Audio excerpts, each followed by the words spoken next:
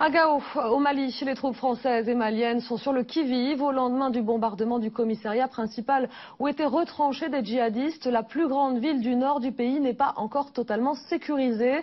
Des patrouilles maliennes et nigériennes procèdent à des arrestations pour débusquer ces combattants islamistes qui ont promis de rester pour combattre les mécréants.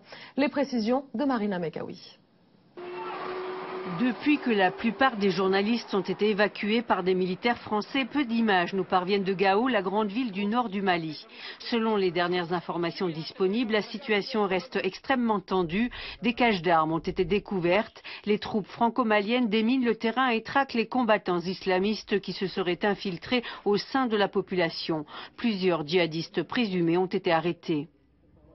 L'un, c'est un élément de Moujao qui a été blessé. Le second, c'est un élément de MLA. Ils vont être déférés devant la justice malienne.